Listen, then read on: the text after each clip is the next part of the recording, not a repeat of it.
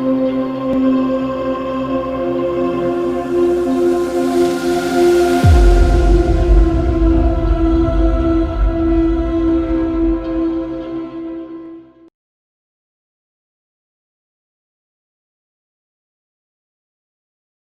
a todos, bienvenidos a una nueva edición de Voces en Libertad, esta serie de tertulias y de coloquios organizados por Caminos de Libertad.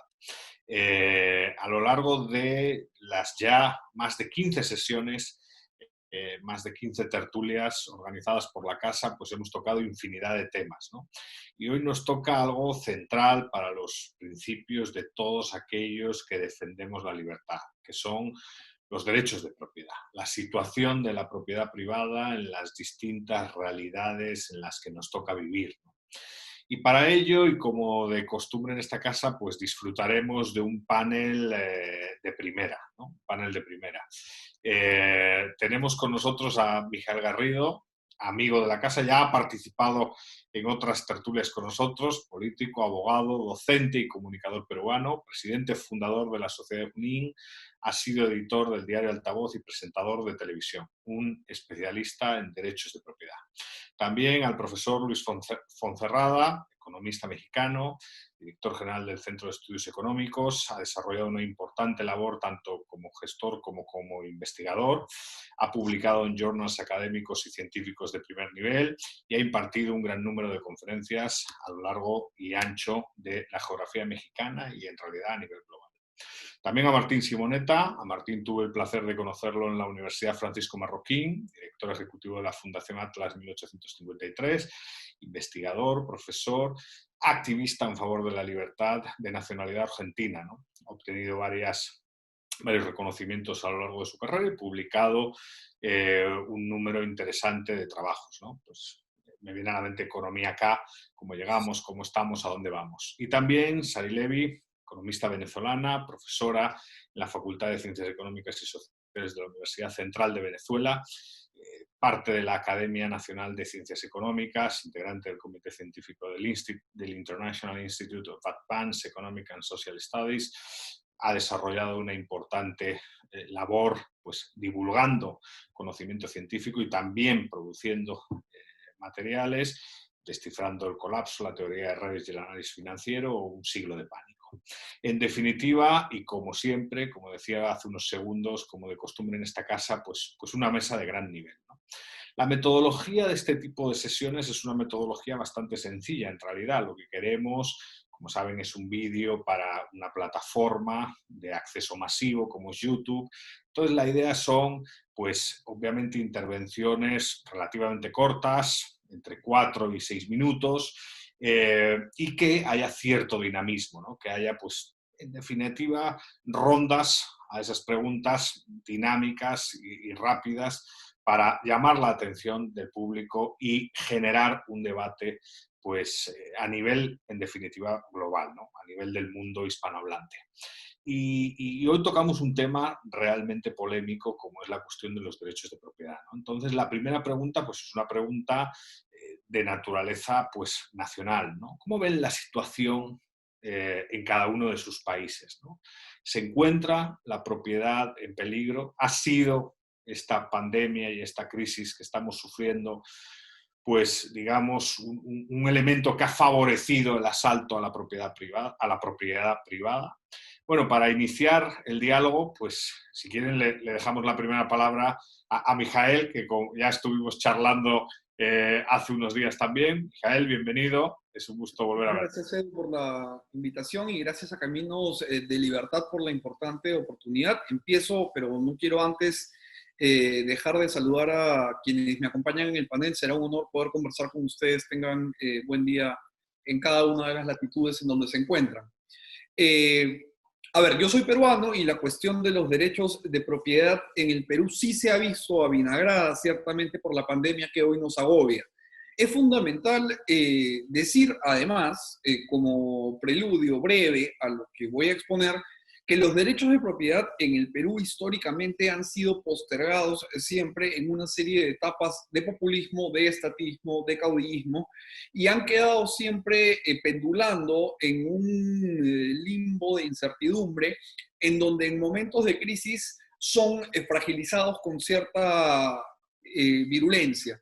Esto ha pasado durante la reforma agraria, que tiene algunas similitudes que podríamos trazar y analogías con Querétaro y la Revolución Mexicana en el 17, pero con cuidado porque no es un proceso exactamente análogo. Y luego, por supuesto, hay ahora, sin entrar en más detalle histórico, un ímpetu por parte del Estado en donde se ha señalado particularmente bríos intervencionistas a la propiedad en dos aspectos fundamentales hasta ahora. El primero fue hace unos 10 días cuando el presidente Martín Vizcarra señalara que ya se agotó la capacidad de unidades de cuidado intensivo en nuestro país. El Perú está quinto en el mundo con mayor número de contagios, solamente por debajo de la India, Rusia, los Estados Unidos y Brasil. Ahora, si ustedes comparan la población del Perú con la de las cuatro potencias que van por delante nuestro, es significativamente más pequeña. Nosotros estamos cerca de los 33 millones de habitantes, mientras que Rusia, que es el más pequeño en términos demográficos de los cuatro que nos llevan esta infame delantera, tiene 144 millones de habitantes.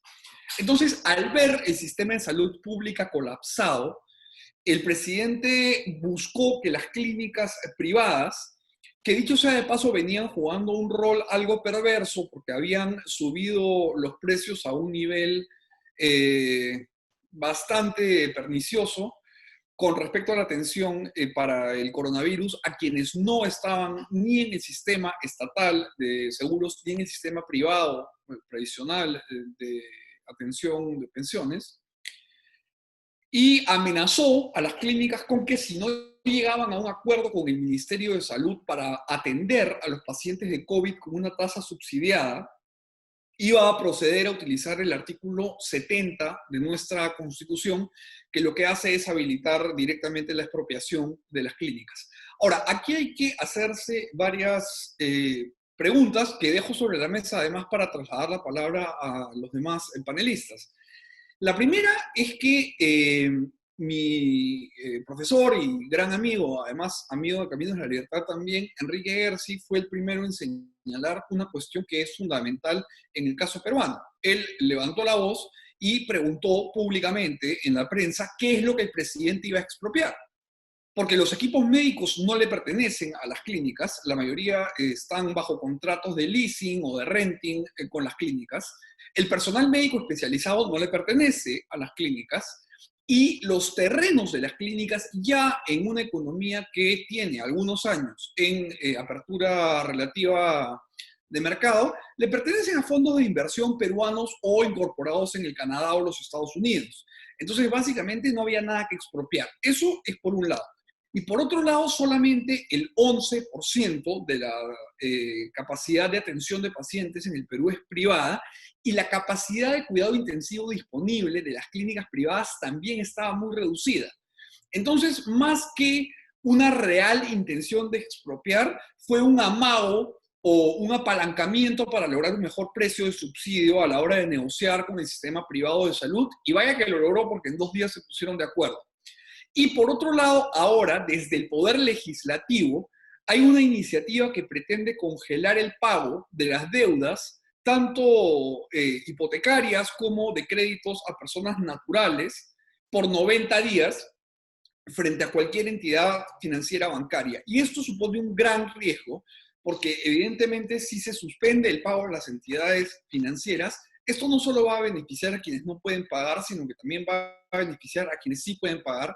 Y esto además convierte al colchón en un mejor lugar para guardar el dinero que el banco, porque se dejan de pagar intereses, por un lado, y por otro lado, hay que tener en cuenta que por lo menos en el mercado bancario peruano, que está ciertamente concentrado, este es un país en donde hay un espectro más amplio que en muchos países de la región de libertad económica, o lo había, en todo caso. Hay prebendas mercantilistas que siguen haciendo mucho daño.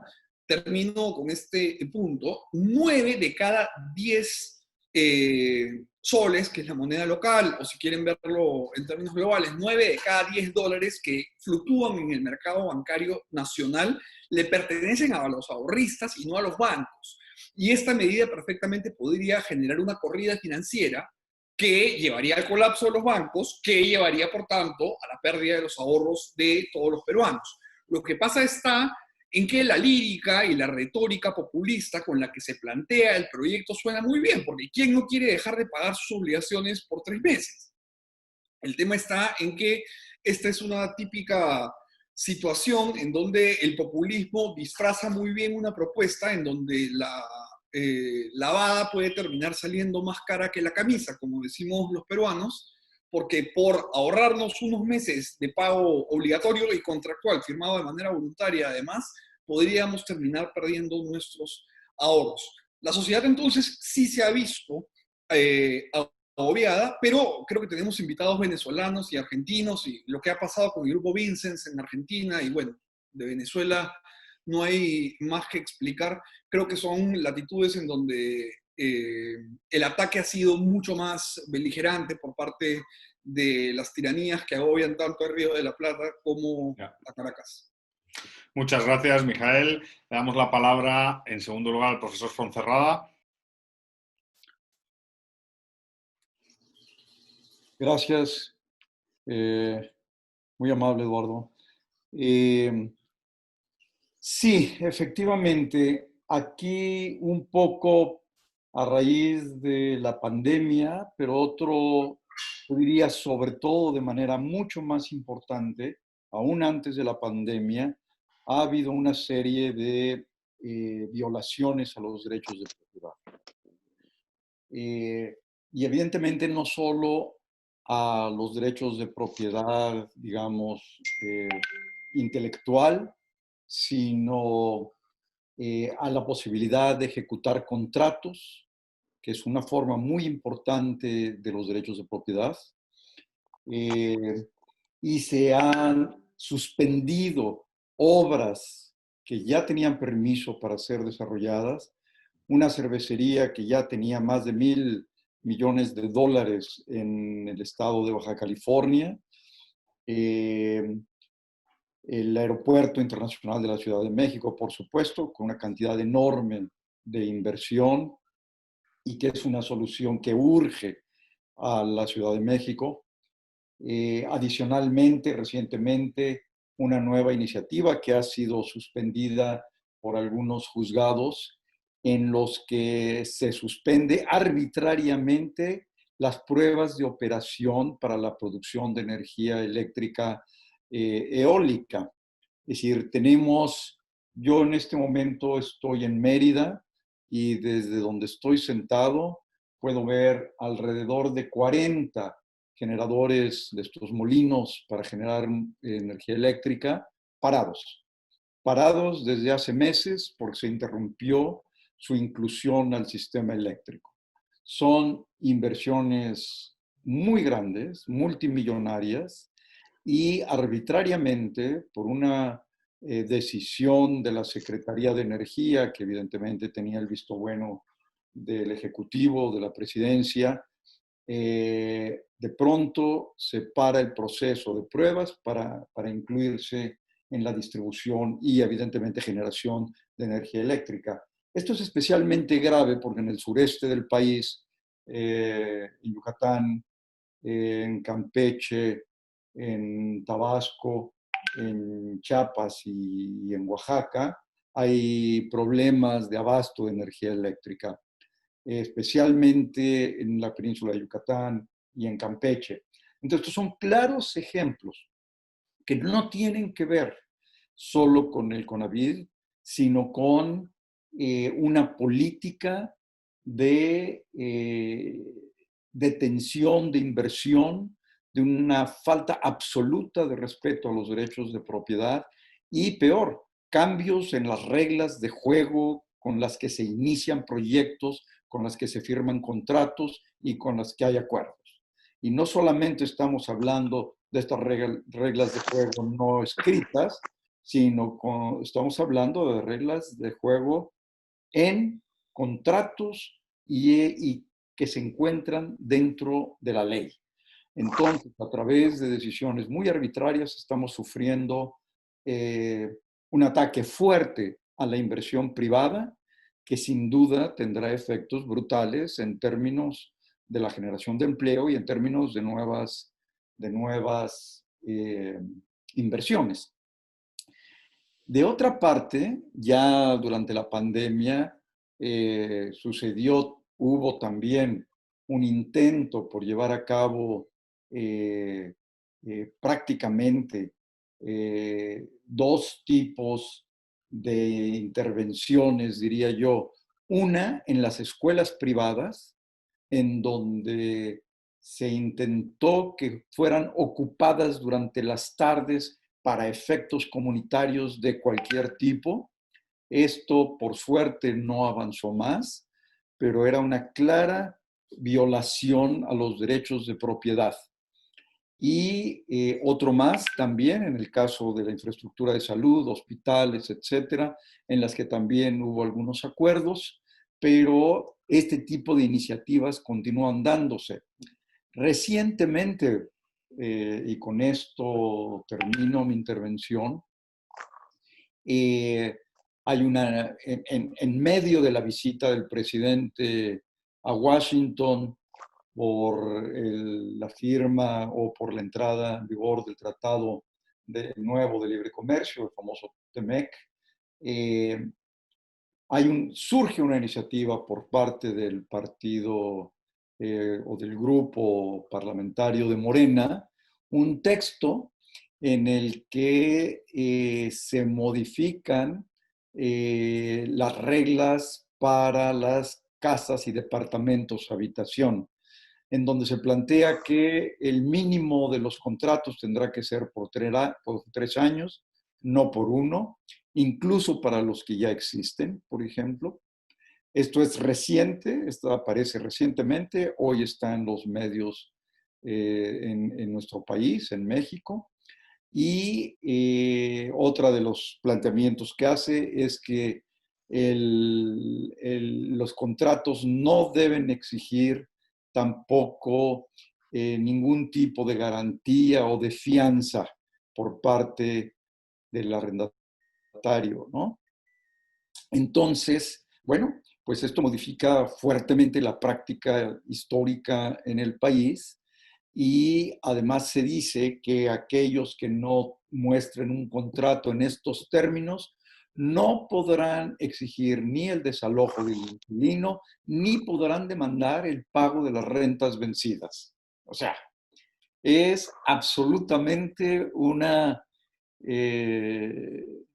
iniciativa que sin duda agrede a los inversionistas de nuevo y especialmente a los inmobiliarios, por supuesto, y reduce las posibilidades de inversión e incluso las posibilidades de arrendamiento, ¿no?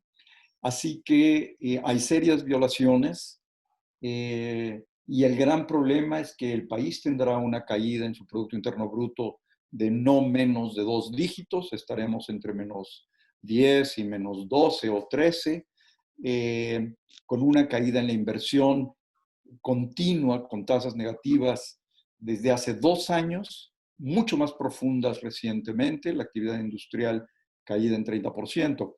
Lo único que podría recuperar el empleo en este país, que ahora la brecha laboral es de 50%, es decir, el déficit de trabajo, los que no tienen trabajo, es el 50% de la fuerza laboral potencial, la que incluye a los desanimados que dejaron de buscar empleo, a los que siguen buscando, que es un porcentaje mínimo, y a aquellos que están subempleados.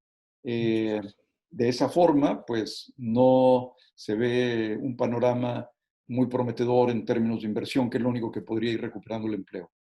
Muchas gracias. Le vamos a dar la palabra a Martín. Martín, ¿cómo ves la situación en la Argentina? Bueno, muchas gracias por la oportunidad de conversar y bueno, escucho a los colegas de otros países y realmente encuentro muchos puntos en común, ¿no?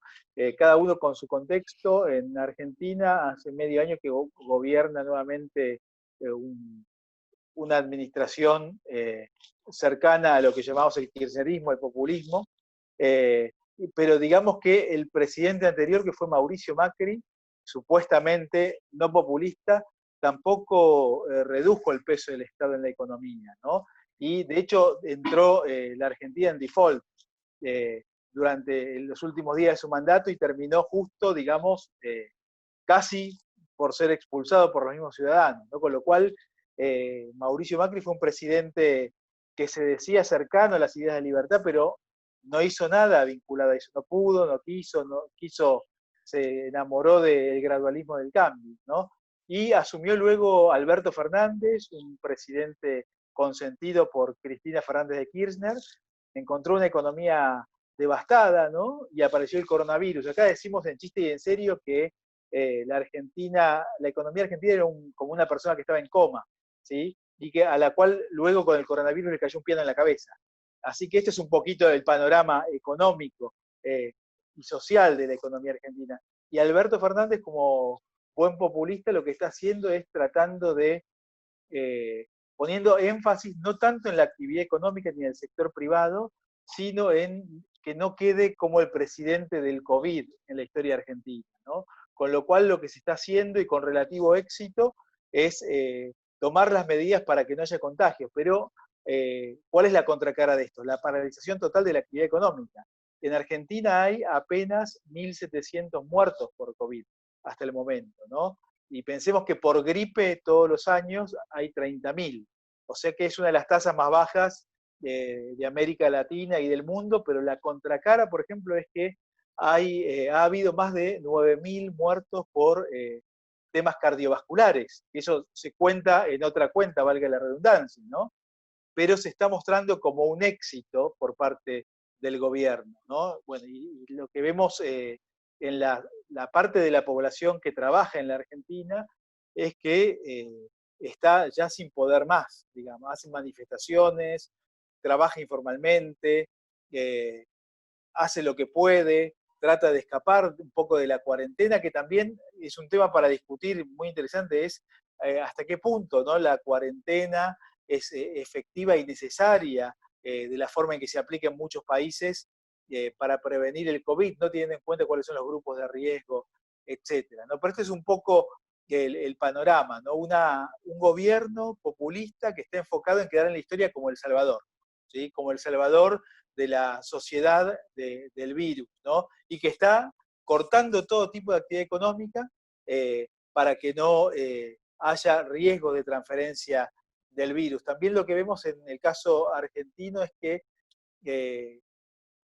podemos identificar los grupos más vulnerables al COVID, que son por un lado las personas mayores de edad, ¿sí? Y por otro lado los sectores bajos de ingresos, ¿no? Por ejemplo, vemos lo que llamamos acá villas miserias, vemos una tasa de contagio mayor que afecta a los sectores, digamos, en términos de vida o de fallecimiento, a las personas etariamente más altas, ¿no? Pero este es un poquito el panorama. Ayer hubo manifestaciones, acá hoy es feriado en Argentina, ayer también lo fue, el 9 de julio fue ayer, Día de la Patria, de la Independencia, y hubo manifestaciones en el obelisco de nuestra ciudad por parte de la gente que quiere trabajar, ¿no? Y esto es una situación extraña, gente que protesta no para pedir subsidios, no para pedir ayuda, que protesta para que los dejen trabajar, para poder sobrevivir, para poder dar trabajo, ¿no? Entonces, nuevamente estamos viviendo esta Argentina con dos cabezas, ¿no? Una Argentina donde hay gente que quiere trabajar y otra gente que vive de la gente que quiere trabajar. Somos 44 millones de habitantes en Argentina y se calcula que más de 21 millones dependen de ingresos del Estado. O sea, 21 sobre 44. ¿Sí? Y la parte de la población, el sector privado, empleados privados en blanco, no informales, son 6,5 millones, ¿no? Para una idea de cómo todo el peso del funcionamiento de la economía cae sobre un pequeño sector, ¿no? Y antes mencionaban del tema de los jubilados o pensionados, como se llama en cada país, aposentados también en portugués. Lo que sucede en Argentina es que durante el gobierno K el gobierno de los Kirchner se ha incrementado, se han regalado muchas jubilaciones, con lo cual hoy en día es muy difícil de sostener para el presupuesto de la nación argentina un país, esa cantidad de jubilados, ¿no? Casi el 50% de los jubilados totales tienen que ver, del presupuesto total tiene que ver con jubilados. Así que esto es un poquito de la situación en Argentina y esto da para charlar y tiene muchos puntos para seguir conversando. Muy bien, muchas gracias, Martín. Y cierra esta ronda a profesora Levy. Sari, bienvenida. El micrófono está enfocado. Es un privilegio estar con todos ustedes, definitivamente un panel de lujo, un saludo a todos. Bueno, en el caso de Venezuela, el ataque a la propiedad privada fue quizás uno de los principales baluartes del modelo impuesto autodenominado socialismo del siglo XXI. Ese ha sido, digamos, la punta de lanza para destruir la economía venezolana, que hoy en día, si le diera las cifras, pues todas las de ustedes parecen economías bollantes al lado de lo que yo les puedo dar y poco a poco les contaré. Específicamente desde el 2003, pero intensivamente desde el año 2005, Venezuela vivió un proceso de nacionalizaciones, estatizaciones, expropiaciones, confiscaciones, no se renovaban concesiones de medios radiales, medios de comunicación, medios de televisión, y así, además de una política completamente dirigida a atacar al sector privado. Imagínense ustedes que el entorno para la inversión definitivamente peor no podía ser, lo cual poco a poco fue deteriorando la capacidad de generación de empleo mínimamente adecuado y, por supuesto, la producción en picada. Como ese periodo coincidió con un boom petrolero, las importaciones permitían borrar todo el deterioro, o sea, no permitían que se viera con tanta claridad el deterioro del aparato productivo venezolano. Pero eso siguió en proceso y además luego entonces vivimos otra forma de expropiación que no es nada más y nada menos que cuando tú padeces un proceso de inflación. Esa es una expropiación muy equitativa en el sentido de que nos ataca a todos por igual y todos vamos perdiendo el poder adquisitivo de nuestra moneda. En el año, desde fines del 2017, 2018, Venezuela padece una inflación del 1.300.000%. Yo no les quiero contar lo que eso representa. Sé que en Argentina en algunos momentos vivieron hiperinflaciones, pero nosotros que lo tenemos reciente, fresquito en la memoria, fue un periodo realmente que acabó con la economía y acabó con todas las clases medias. Todas las clases profesionales realmente pasaron de un solo golpe a ser pasaron al sector de economía empobrecida. Y es así como en el año 2019, como si fuera un gran resultado, se hablaba de que se controla la inflación al 9.500%. Claro, viniendo del 1.300.000, pues 9.500 suena muy bien, pero definitivamente no era ningún bienestar lo que estábamos viviendo. Además de que se controla acabando con el sistema financiero nacional. En particular, el sistema bancario fue quien tuvo que cargar con todos los costos que estos ajustes significaron. Y ahorita, para seguir y pasar un poquito y hablarles del COVID, pues yo les diría que Venezuela es un país que afortunadamente no manifiesta un contagio elevado ni tampoco muchas muertes, pero también hay que reconocer que en nuestros países y en particular en Venezuela no se están haciendo suficientes pruebas. Entonces, a mí no me consta cuántas personas están contagiadas. Si en los países desarrollados los resultados de las pruebas se las dan a uno a los 24, 48 horas, aquí tardan 15 días. Las pocas personas a las que le hacen las pruebas. Entonces, resulta que los datos que tú tienes ya están subiendo, por cierto, pasamos de números que eran de los cientos y ya estamos en los 8.000, pero todavía nos suenan insuficientes. Súmele a ello la falta de inversión en el sector de la salud, la emigración de los médicos y enfermeras, en fin, y un conjunto de deterioros nacionales, en particular que para el COVID lo que hay que hacer, ¿qué es? Lavarse la mano frecuentemente. Bueno, pues resulta que aquí no hay agua. Entonces usted abre la llave de su casa y hoy no hay agua, o está racionada, y hay familias que no la ven sino una vez al mes.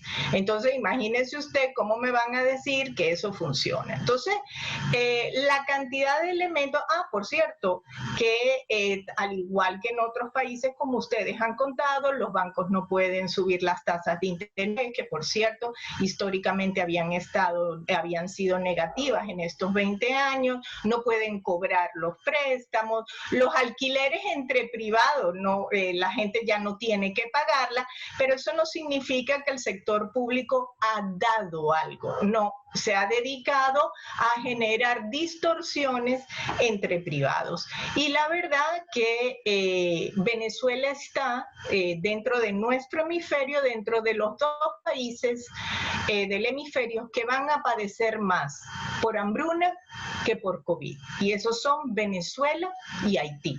Y a nivel mundial están estos dos países, Siria, Pakistán y el África del Sahel. Entonces estamos hablando que la Venezuela de la que hablábamos en el siglo XX ha pasado a estar ubicada en un lugar que no se parece en nada a donde estuvo en el siglo XX, y la punta de lanza del deterioro de nuestra economía fue justamente el debilitamiento de los derechos de propiedad. Paso la palabra. Muchísimas gracias, Sari, por la intervención, y la verdad es que muy interesante todo lo que ha comentado. Definitivamente, yo además ahora que estando en España tengo de vicepresidente a uno de los asesores, veo la implementación del manual de ese socialismo del siglo XXI, ¿no? Y la segunda pregunta va, bueno, hemos hecho como el diagnóstico de la situación.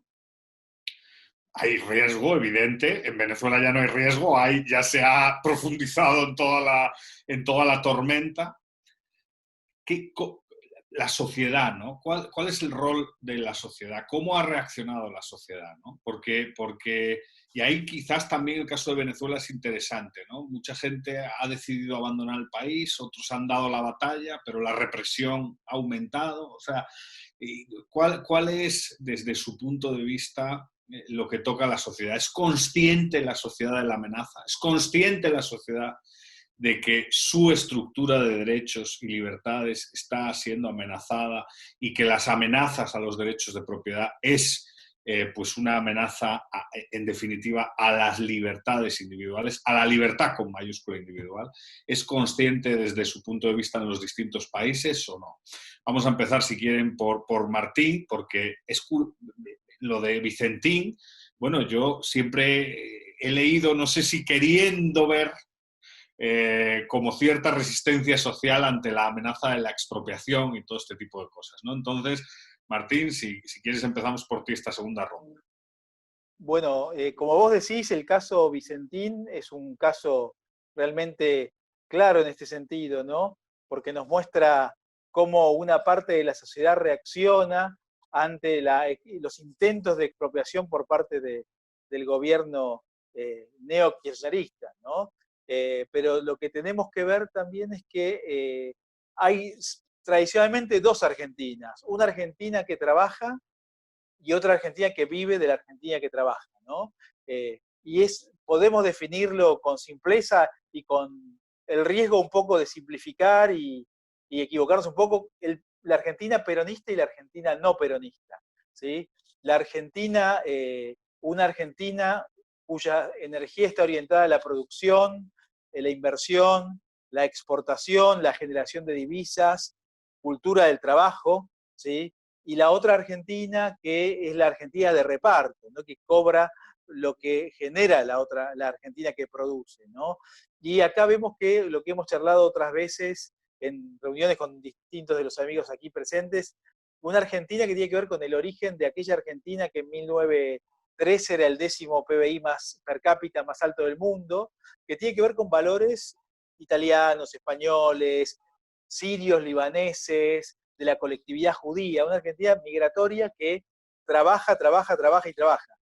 Y la otra, no necesariamente, no quiero vincularlo a una cuestión solamente étnica, pero sí en términos de los valores culturales prevalecientes. La Argentina peronista que nace y florece a partir de la redistribución que hace Perón específicamente cerca de mitad del siglo pasado, ¿no?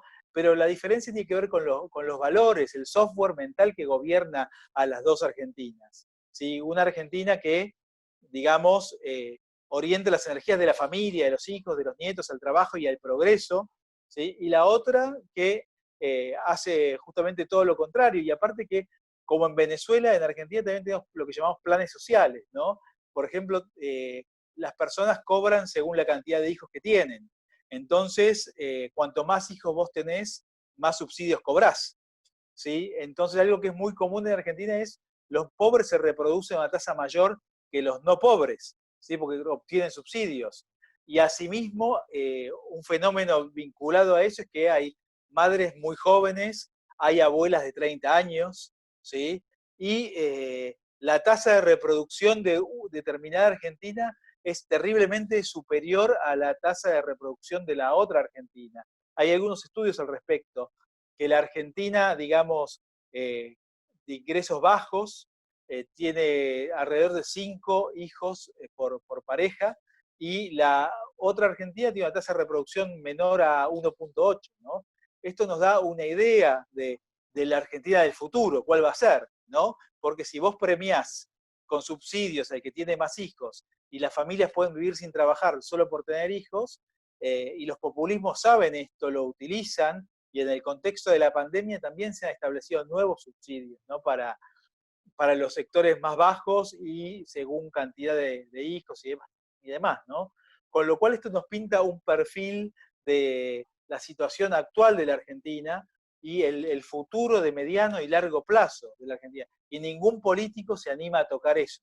Ningún político quiere arriesgar el voto de los sectores bajos, que son los subsidiados, ¿no? En lugar de tratar de promover incentivos para el desarrollo productivo, el emprendedurismo, baja de impuestos, creación de empresas. Incluso, como decía antes, el mismo Macri no eliminó los planes sociales, ¿sí? Los mantuvo y los acrecentó en algunos casos. Entonces, por eso vemos complicada la situación de la Argentina en un mediano y largo plazo, y muchos argentinos se están yendo del país, ¿sí? Se van a Uruguay, se van a Paraguay, se van a Chile, a países, no es que se van a países desarrolladísimos, valga la expresión, ¿no? A países vecinos, pero mucho mejor organizados, que tienen inflaciones por debajo del 10% anual, ¿sí? Impuestos menores, donde se puede vivir, crear riqueza, soñar un futuro, en los cuales haya menos de inseguridad, menos inseguridad porque estos mayores niveles de pobreza tienen como consecuencia mayores niveles de inseguridad, especialmente en un país donde la justicia está dibujada, no se cumple, ¿no? Entonces, los derechos humanos los gozan los criminales y no las personas que son honestas y trabajan y se mueven tratando de cumplir las normas, ¿no? Así que este es un poquito el contexto en el cual se desarrolla el COVID, y las medidas aplicadas durante el COVID fueron orientadas a satisfacer y calmar a las grandes masas, ¿no? Y a castigar a los negocios que están cerrando en la actualidad en la Argentina porque no pueden vender, y digamos, y esto muestra el perfil de la Argentina actual, ¿no? Claramente. Muy bien, muchas gracias, Martín. Le vamos a dar la palabra a Luis. ¿Cómo estudia la situación en México? ¿La sociedad? ¿Hay sociedad consciente de sus libertades y reaccionando ante estos atropellos? Gracias, Juan. Sí, creo que sí. Cada día más. La popularidad del grupo del presidente que está hoy en el poder se ha ido reduciendo sistemáticamente. En los últimos, yo diría, en los últimos 2 meses hemos visto una caída en la popularidad, tanto del presidente como de todo el poder ejecutivo, diría yo. Hay divisiones importantes al interior del Congreso también, dentro de la misma bancada del partido en el poder. Pero sobre todo, diría yo, tal vez la labor más importante es la que se está dando en los medios, en la prensa, en el radio. La televisión está bastante más controlada, digamos, por ponerlo así, y sin embargo también hay una serie de programas en la televisión abierta, digamos, ¿no? Pero a través de Internet, una serie de programas, de conferencias, de webinars que se dan a través de YouTube y directamente en vivo en otras plataformas, manifiesta claramente este descontento y una clara conciencia de la situación tan grave, la situación de contagios y de muertes en México. Me temo que va a ser una tragedia mucho mayor a la de cualquier país latinoamericano. Con una falta de información absoluta, la gente es consciente de esto, la sociedad es consciente de esto, con una subestimación de los efectos. El mismo presidente insistía en que no era necesario el aislamiento, decía que había que besarse y abrazarse, lo mantuvo durante muchas semanas. Hoy estamos viendo una subida brutal en casos de contagio y en muertes. No estamos cerca del pico, va a seguir sucediendo durante todo el mes de abril y probablemente en alguna semana de agosto, hacia fines de agosto, o sea, más de un mes de hoy, podamos empezar a ver tal vez algún achatamiento. Ojalá, pero no es claro que suceda. De todo esto es consciente la gente. Además de las cifras reportadas oficialmente muy inferiores a lo que se puede ver, por ejemplo, en las actas de defunción y en otros sistemas para poder ver el número de muertes, son ridículamente bajas. Así que la verdad es que no sabemos qué sucede. Las cifras no son confiables, la comunicación no es clara. Cada semana o cada día se vuelve a decir que ya estamos en el pico, pero pues llevamos como 20 picos, así, ¿no? Es impresionante.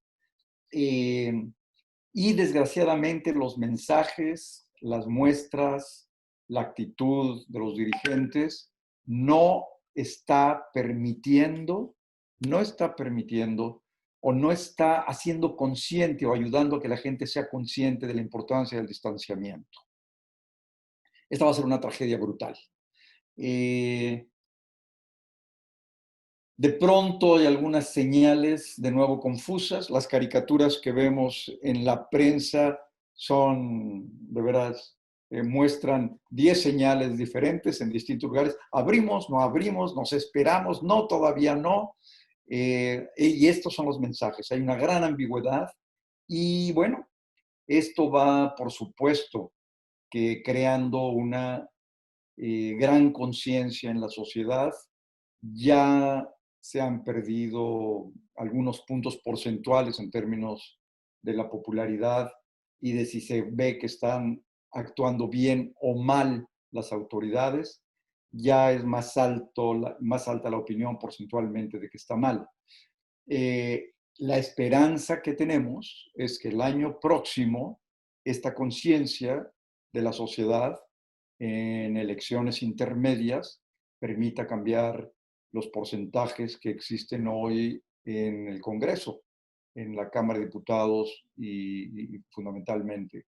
Esto podría modificar tanto el gasto público, que no está siendo bien dirigido, como controlar estas iniciativas que hacen tanto daño. Muchas gracias. Le quería preguntar sobre este tema a Sari, ¿no? Porque la experiencia venezolana Creo en ese que sentido... no te estamos escuchando, Eduardo. ¿Ahora sí me escuchan?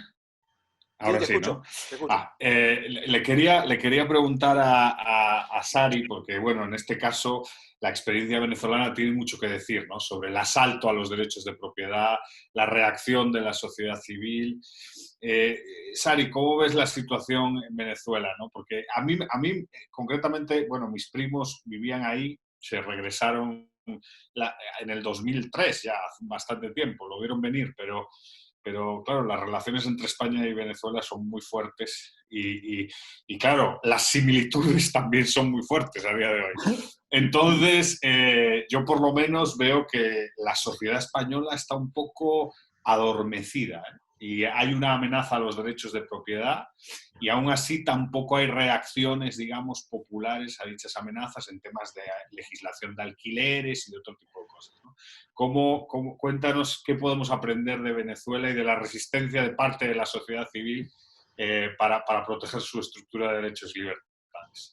Y bueno, fíjate, como tú bien señalas, es importantísimo cómo reacciona la sociedad frente a un embate de esta índole, pero también las realidades que vivimos nosotros a comienzos de siglo quizá eran algo distintas a las que ahora se hacen más evidentes después de ver el caso Venezuela, porque el caso Venezuela no es cualquier caso, y perdonen si peco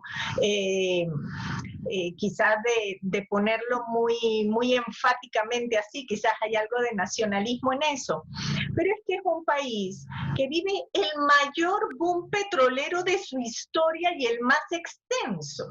Entonces tú logras destruir una economía que estaba bien posicionada justamente en el momento de la mayor cantidad de ingresos. Entonces algo así como, mira, si no te enteraste que esto no funciona, bueno, ya no lo vas a aprender más nunca, ¿no? O sea, el caso, yo les puedo decir que como docente, a mí me costaba mucho trabajo explicarle a mis estudiantes cómo el incremento de masa monetaria generaba inflación. Y déjenme decirle que por más que yo se lo intentaba mostrar y le contaba lo que había pasado en la hiperinflación alemana, etcétera, ninguna clase mía pudo haberlos enseñado tan bien como haber vivido lo que vivimos nosotros en el 2018, donde nosotros sabíamos que el gasto fiscal crecía y lo que había era una emisión monetaria sin el menor respaldo en la producción. Y entonces ahí ocurrió lo que ocurrió. Ahora es importante decir que hay, como en toda sociedad, frente a un embate de esta índole, que es dirigido, focalizado, tiene un proyecto, porque no es un asunto de azar que pasó. Esto es un proyecto que tiene incluso sus capítulos. Haga página 1 esto, página 2, página 3, controle los medios, o sea, eso tiene su manual. Y es un manual que siguen rigurosamente. Y como seres humanos tenemos 3 reacciones. Tú lo enfrentas, te adaptas o te vas. Y también depende de tu capacidad de resistencia. Porque si ustedes recuerdan, desde el 2003 en adelante Venezuela ha estado en marchas. Más evidente no pudo haber sido. Ahora, tú no habrás visto nunca ninguna marcha porque incautaron un hato. Y justamente ahí está el problema, porque siempre es, bueno, es que se lo quitaron a los que tienen. A mí no me va a tocar. Se le invadieron la propiedad al otro hasta que te llega a ti. Y resulta que cuando tú vas viendo cómo fue el proceso de debilitamiento de la propiedad, empiezan con las grandes propiedades, luego van con las medianas y luego, como te dije, te quitaron el trabajo. Entonces le tocó a todo el mundo. Te incautaron el pago por tu esfuerzo con la inflación. Entonces, Eso nos va a tocar a todos. Yo podría decir que la sociedad venezolana aún resiste, y resiste con fuerza, porque déjenme decirle que aguantar en este país no es cualquier cosa. Resiste con fuerza, y yo me quito el sombrero cuando veo a algunos empresarios que todavía están luchando por mantener abiertas sus industrias. Y es que ellos no solamente tienen que luchar con el mercado, no es la competencia, es que ellos tienen que luchar contra el Estado. Y además ahorita pues les toca el COVID también. Y son los empresarios los que han atendido a sus empleados, no ha sido ningún gobierno. Entonces, tú sí observas un aprendizaje social. Ahora, sí, efectivamente, el discurso es el que hay que atender desde el primer momento, porque esto que han llamado la neolengua permite convertir cualquier cosa en una maravilla verbal, pero es una destrucción en la práctica. Y ahí los medios de comunicación son vitales. Y uno puede hacer 1.000.000 de webinars y conferencias en las universidades, pero hay que bajar, hay que llegarle a toda la ciudadanía. Y eso significa ir a las asociaciones de vecinos, a los gremios, a las asociaciones vecinales. Cada país tiene su estilo, pero hay que ir. Y no hay que permitir nunca que te quiten una cosa sin protestar, porque lo que te quiten ya te lo quitaron. Muchas gracias, Ari. Y cierra esta ronda, Mijael. El caso de Perú, bueno, Perú era un país que estos últimos 20 años ha crecido constantemente, ¿no? ¿Cómo está la situación? Porque ahí parecería que esa conexión con el libre mercado quizás ayuda a concienciar más a la población en relación a estas amenazas que provienen del Estado, ¿no? ¿Cuál es tu opinión en ese sentido, Mijael? Gracias por la palabra, Edu. A ver, creo que más importante que pensar en términos de derechos de propiedad, que es el tema que nos convoca a esta animada tertulia, hay que pensar en los últimos 500 años y con especial énfasis en los últimos 200 años, que es cuando nuestras repúblicas, las que habitamos, los que aquí conversamos, nacen. Y hay que tener en cuenta cuál es el sistema de derechos de propiedad que rige a América Latina, Hispanoamérica en su conjunto, desde su nacimiento. Y creo que allí es que podemos encontrar un origen común a cierta pasividad, con bemoles y hiatos en algunas zonas de nuestra geografía, en cuanto a por qué nuestros pueblos son proclives a no defender con ímpetu particular los derechos de propiedad.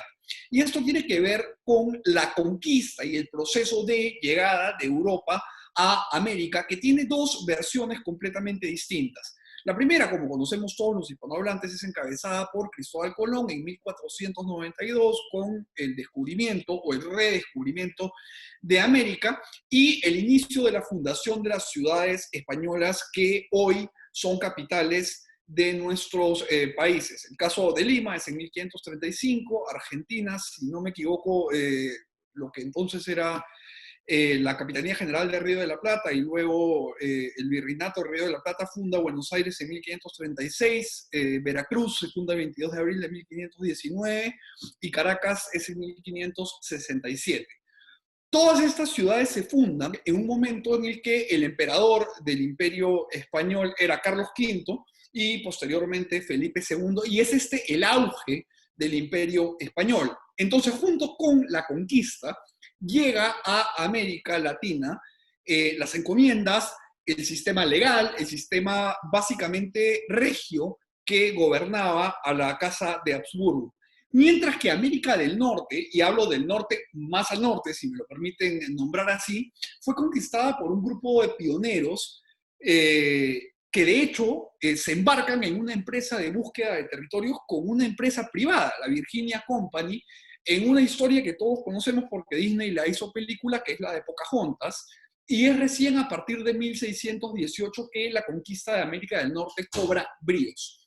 Ahora, esta diferencia que podría sonar semántica entre la manera en cómo América del Norte constituye el establecimiento de sus colonias versus el hecho de que el gran imperio español en el auge de su poder histórico se constituya en América del Sur, tiene que ver mucho con los derechos de propiedad. Porque al ser, primero que nada, una diferencia fundamental, pioneers, los que llegan a Estados Unidos, a lo que hoy es Estados Unidos y parte del Canadá, y de hecho parte de lo que es México también, lo primero que hacen es asignar parcelas y asignar derechos de propiedad, porque como sabemos la propiedad confiere uso, disfrute y disposición, pero además la propiedad es también la forma más eficiente de catalizar el comercio y de asegurar la oponibilidad, como decimos quienes hemos estudiado derecho, que es oponer nuestro derecho contra terceros subjetivamente interesados en nuestra propiedad, en nuestro derecho. Entonces lo que sucede es que por la forma y por las gentes que llegan al norte de América, la propiedad se difunde y se difumina con tremenda celeridad. De hecho, en 1821, cuando se declara la independencia del Perú por José de San Martín, inspirado por las ideas de Alvear, partido del Río de la Plata, y luego se termina este proceso con las batallas lideradas por Sucre y Bolívar, inspirados también por el pensamiento que ya venía fraguándose en Venezuela con Simón de Rodríguez, que inspiraría a Andrés Bello, y en Argentina estaría Vélez Sarsfield, pensando en un republicanismo por venir.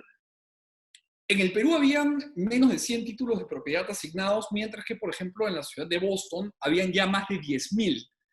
A lo que quiero llegar con esto es a que, por ejemplo, en mi país, pero no creo que mi país sea en este caso una realidad subalterna, sino que creo que es una microrealidad del macroentorno hispanoamericano, la propiedad no ha sido históricamente lograda a través de un proceso de reducción de poder regio, como en Europa, de la monarquía, o más bien de un proceso emancipatorio a través de una guerra de independencia, como sucedió con los Estados Unidos de Norteamérica. Aquí la propiedad ha sido fruto más bien de un republicanismo emulado del europeo, y en el caso peruano, que fue el último enclave de poder español en América del Sur, Perú no quería independizarse.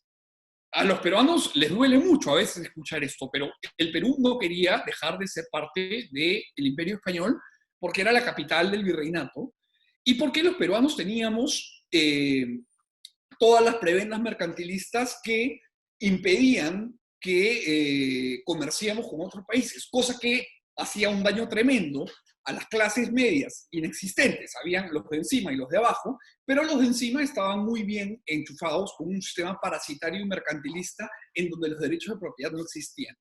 Traído esto a tiempo presente, la crisis de los derechos de propiedad creo que tiene que ver, si me permites para terminar, Edu, no solo con lo que hoy día el coronavirus y el estatismo y el virus parasitario del socialismo del siglo XXI puede estar agitando dentro de nuestras maneras de gobernarnos, sino que tiene que ver con la evolución cultural, semiótica, incluso lingüística, de cómo nosotros entendemos el derecho de propiedad. Y es que los derechos de propiedad no son nada más que una prolongación del derecho a la libertad transubstanciado en trabajo que yo debo poder utilizar de manera oponible, como ya decía, para poder generar transacciones, y estas transacciones son las que van a poder generar riqueza de manera espontánea, si queremos en términos de Hayek, o praxeológica en términos de Mises, o como quieran ustedes decirle, y así es que se genera riqueza y por definición dialéctica se reduce la pobreza. La cuestión está aquí, y termino solamente con el análisis del COVID-19 y la amenaza a los derechos de propiedad, que el miedo es un elemento que perturba, sin duda, el juicio. Y esto está permitiendo que los estados de América en general, y hablo desde los Estados Unidos hasta la Ushuaia, Argentina y Chile, estén todos viéndose empoderados para acrecentar su poder de intervención económica. El caso peruano, para hacer un brevísimo resumen, es por antonomasia la definición de cómo no se debió gerenciar una pandemia. Y de hecho, el presidente Vizcarra, a mí particularmente, me recuerda mucho a Neville Chamberlain cuando, organizando la conferencia de Múnich en 1938, dijo que había logrado la paz de una era, y Winston Churchill le dijo que le habían dado a elegir entre el deshonor y la guerra, y ahora había elegido el deshonor y tendrá la guerra. Aquí nos plantearon la falsa dicotomía de si había que proteger la salud o proteger la economía. Y se ha destruido la economía. En el mes de abril nuestra economía ha caído en 40%. Y se ha destruido la salud. El Perú registra 11.400 muertes, pero el Financial Times registra un exceso de muerte comparado con este corte temporal versus el promedio de los últimos años de ya más de 35.000 muertos. Estamos hablando de que el Perú podría ya haber perdido a 40.000 personas. Y esto se complementa además con el hecho de que Our World Data, que es el sistema estadístico de la Universidad de Oxford, no acepta la data del Estado peruano por considerarla espuria, por mezclar pruebas serológicas con pruebas moleculares, que son las dos formas de detectar el virus, pero ese no es el tema en cuestión. El tema es que el Perú hoy día está viviendo una tormenta de calibre diluviano, y esto le está permitiendo al Estado crecer de manera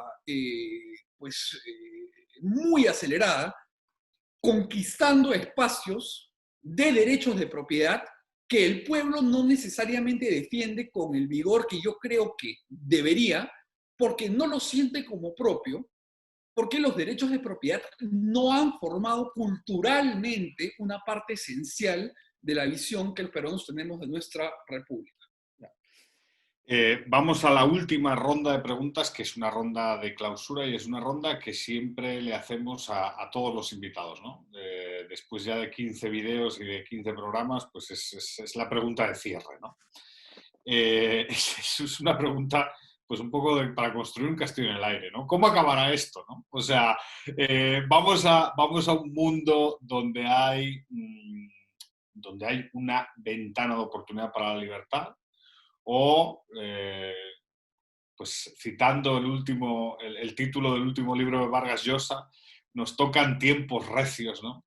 Y como decía Tocqueville, el pasado no alumbra el porvenir, ¿eh? O sea, es una situación complicada en la que nos vemos a futuro, ¿no? ¿Cómo ven estos próximos años? ¿Los ven en clave optimista o los ven, pues, no me atrevería a decir siendo pesimistas, ¿no? Porque viendo las intervenciones de todos ustedes ya saben, ¿no? Un optimista es un pesimista es un optimista bien informado, ¿no? Entonces al final, claro, la cosa es que como manejamos información, pues es lo que hay, ¿no? Estos son los ingredientes de la tormenta. Pero ¿cómo ven el futuro? ¿Ven que hay un espacio para la libertad o por el contrario nos tocan 5 o 10 años difíciles, ¿no? Martín, si quieres empezar. Bueno, quisiera ver el vaso medio lleno en este sentido, y no solamente para hablar de la parte negativa, que ya le hemos hablado, ver cómo el mercado ha reaccionado ante esta situación. De hecho, hoy estamos hablando por Zoom a través de innovaciones desarrolladas tiempo atrás que se pusieron en marcha en este contexto. Muchas empresas han puesto en marcha innovaciones que han facilitado nuestra vida. Yo doy clases todos los días a partir de Zoom, hacemos charlas con la Fundación Atlas a través de Instagram, a través de Facebook, seguimos generando, haciendo que nuestra actividad institucional funcione por esta vía. En el caso argentino, por ejemplo, la empresa Mercado Libre vale 7 veces lo que vale la petrolera estatal YPF, ¿sí? Zoom vale más de 40.000 millones de dólares. Vemos que hay como dos mundos, ¿no? El sector privado ha seguido avanzando, aprovechando la oportunidad, ha puesto en marcha innovaciones realizadas previamente, sigue avanzando a un ritmo increíble. Por eso yo soy, en este sentido, terriblemente optimista, ¿no? Permite que se vean hoy abuelos con nietos que están lejos, hermanos, amigos, que muchas transacciones sigan llevándose adelante. Esta es la parte positiva y que muestra también, si vemos un poco las empresas cuyo valor bursátil ha crecido más fuertemente, tiene que ver con esto, ¿no? Este mundo nuevo e increíble en el cual vivimos, y que realmente es justamente para seguir apostando al capitalismo, a la empresa privada, a la innovación, e incluso el tiempo en que se encontrará la solución al coronavirus, ¿no? También un tiempo récord de la historia de las pandemias a lo largo de la historia de la humanidad, justamente, ¿no? Esto por el lado positivo, ¿no? Que soy terriblemente optimista al respecto. Y por el lado negativo es que es una excelente oportunidad para que los populistas de siempre capitalicen el miedo, ¿no? Para, digamos, jugar a ciudadanos, digamos, que a veces no miran los números finos estadísticos para ver la realidad del virus, sus impactos, sus causas, sus consecuencias, sino se dejan influir por los números que comentan en la televisión los periodistas que reciben dinero de los gobiernos, ¿no? O sea que creo que vamos a tener claramente un nuevo escenario global donde muchos gobiernos y muchos partidos van a intentar apropiarse y generar un nuevo discurso en favor de la dominación física y mental de los ciudadanos. Y por otra parte, el capitalismo no habla, hace, avanza, crea, innova y va mejorando día a día nuestra vida. Pasa que muchas veces los humanos somos ingratos, ¿no? Disfrutamos de innovaciones de las cuales no somos conscientes y las cuales no agradecemos, justamente, las tomamos por dadas, ¿no? Pero bueno, por eso creo que el desafío se va a estar dado entre esta situación así dilemática, ¿no? De la innovación, el avance, la mejora de la humanidad, y por otro lado, los riesgos que aparecen a partir de las oportunidades para los populistas. Muchas gracias, Martín. Mijael, ¿qué opinas? Palabras de cierre. A ver, con respecto al futuro, creo que hay mucho que decir, pero muy poca certeza también. A la hora de ver el vaso, podemos verlo medio vacío o medio lleno, dependiendo, creo, de si preferimos expectativas o posibilidades, y las hay en ambos casos. Yo prefiero tomarme el vaso, en todo caso, esté medio lleno o medio vacío, y ver qué pasa.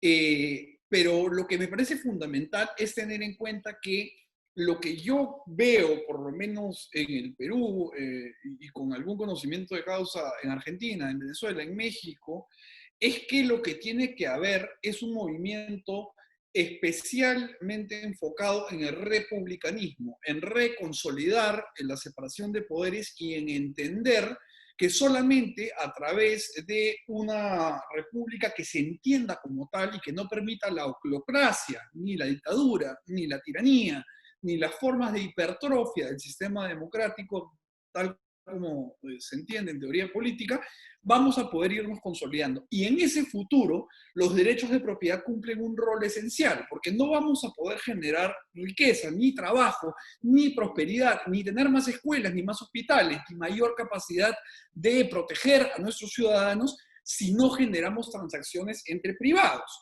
Y ya mucho, como explicaba mi paisana venezolana, porque mi abuela Sari es venezolana y el tuyo es un país al que quiero mucho porque es en parte mío también, no tenemos que llegar al extremo de la Caracas de hoy día para entender que si es que no le damos énfasis a los derechos de propiedad y los empresarios, además de tener que luchar contra las fuerzas del mercado y contra las fuerzas del Estado, no tienen un sistema rígido que proteja sus derechos de propiedad, cualquier emprendimiento, cualquier camino que empezamos a recorrer los latinoamericanos hacia la prosperidad sin derechos de propiedad, es un camino que va a acabar trunco, porque apenas venga un vendaval, sea del tipo que fuere, en este caso es una pandemia, pero podría ser otra cosa, pues el sistema se viene abajo, porque la propiedad, junto con la paz, la libertad y el derecho a la vida, son piedras angulares que le dan sustento al modelo republicano. Muchas gracias, Mijael. Le vamos a dar la palabra a Luis. Luis, palabras de cierre. ¿Qué opinas? ¿Vamos hacia un futuro más prometedor o la cosa está complicada? La cosa está complicada, pero déjame citar una frase de Roland. Él decía, me mantengo optimista. el optimismo de la voluntad frente al pesimismo de la inteligencia. Creo que está complicada. Sin embargo, cuando hay crisis de este tamaño, cuando hay una caída en el ingreso de las familias tan fuerte, cuando hay tantas muertes y desesperación, y además el mundo cambió irremediablemente porque no vamos a volver al tipo de vida que se tenía antes.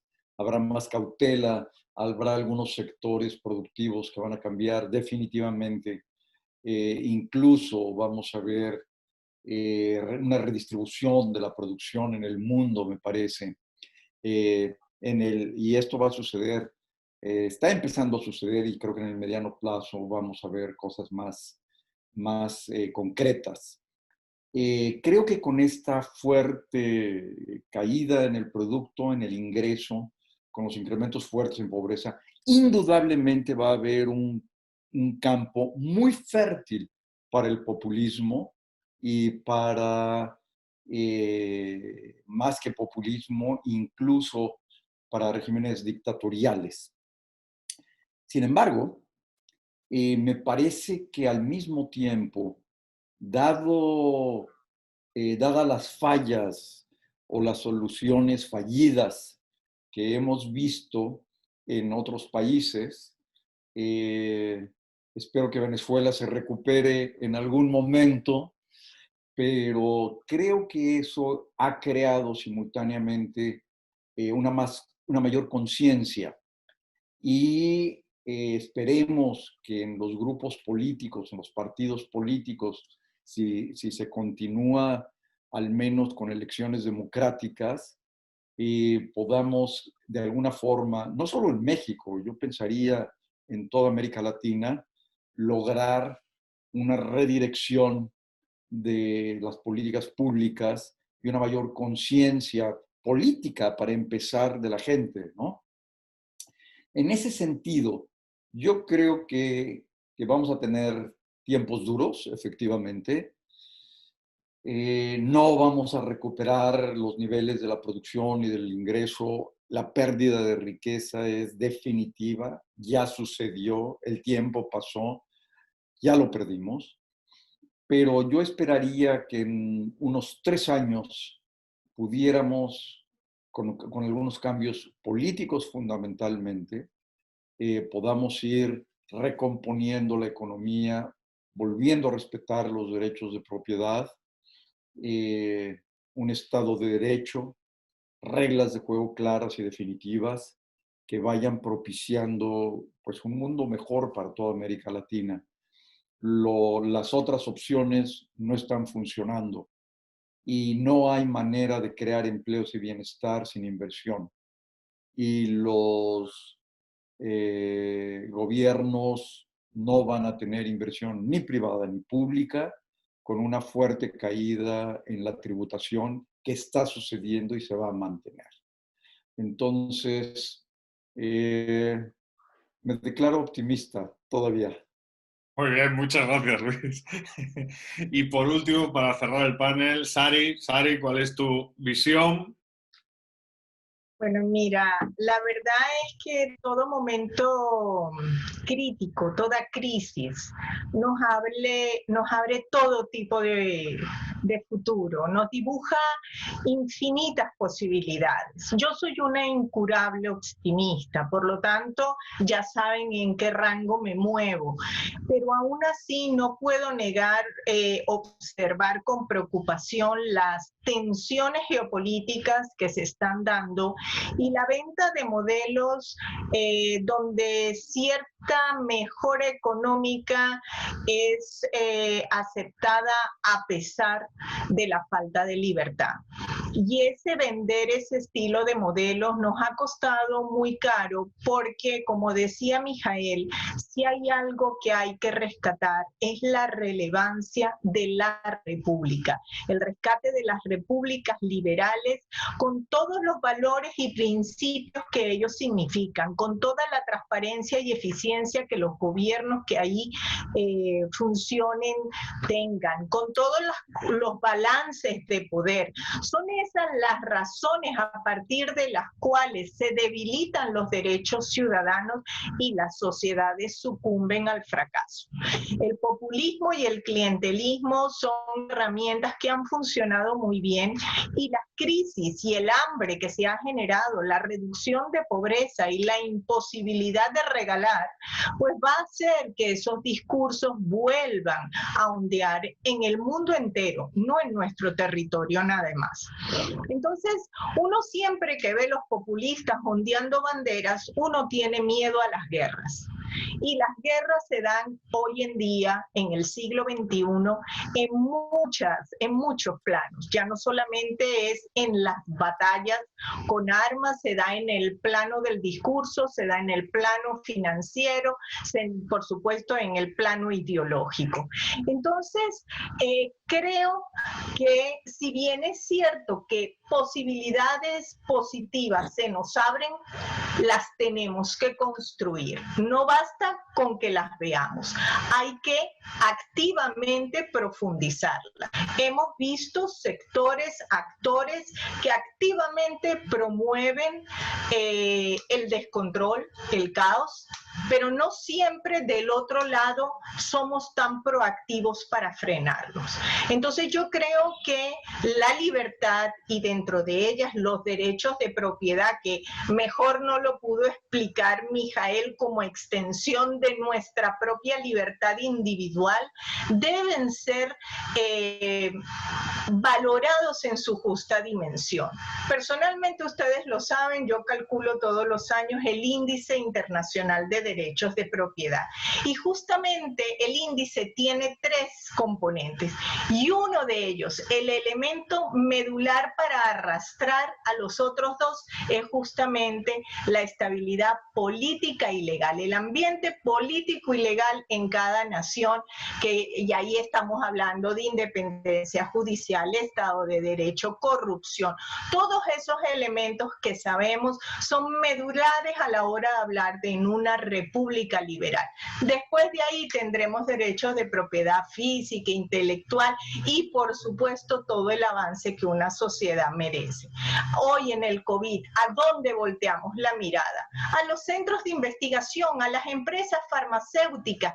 Ellos son los que nos van a dar la respuesta a nuestra salud. Pero efectivamente, las poblaciones en nuestros países, entre la probabilidad de enfermarse por COVID y la seguridad de morirse de hambre en sus casas, van a apelar por la segunda. Por lo tanto, tenemos después que esta pandemia hacer lo posible y lo imposible porque la producción nos permita crecer. Gracias. Bueno, pues muchísimas gracias. La verdad es que ha sido, como de costumbre, un diálogo muy entretenido, muy enriquecedor.